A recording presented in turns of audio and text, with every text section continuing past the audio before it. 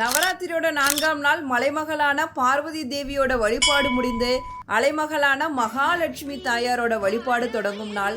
நவ துர்க்கைகள்ல கூஷ்மாண்டா தேவியை வழிபாடு செய்வோம். நவராத்திரி 4ஆம் நாளுக்கான கலர் மஞ்சள். துர்க்கையின் வடிவம் கூஷ்மாண்டா தேவி. பூக்கள் வெள்ளை நிற பூக்கள். நைவேத்தியம் தயிர் மற்றும் பால். கூஷ்மாண்டா தேவியை வழிபட்ட பிறகு சிவபெருமானையும் பிரம்மதேவரையும் வழிபட வேண்டும் அப்படின்னு புராணங்கள் சொல்லுது. நவராத்திரி 4ஆம் நாளுக்கான அம்மனின் வடிவம் மகாலட்சுமி. கோலம் கட்டம் வகை கோலம். பூ ஜாதி மல்லி. இலை கதிர் பச்சை. நைவேத்தியம் கதம்பசாதம் பட்டாணி சுண்டல். பழம் கொய்யாப்பழம். ராகம் பைரவி. அமிர்தத்தை எடுக்க பார்க்கடலை கடைந்த போது அதிலிருந்து வெளிவந்த தாயார்தான் ஸ்ரீதேவியான மகாலட்சுமி தாயார். அலைக்கடல்ல உதித்த தாயார் அப்படிங்கிறனாலதான் அம்பிகைக்கு அலைமகள் அப்படிங்கிற பெயரே வந்தது. பார்க்கடலில் உதித்து பரந்தாமனை அடைந்த மகாலட்சுமி தாயார் சகல ஐஸ்வர்யங்களுக்கும் அதிபதியாக இருக்கிறார்.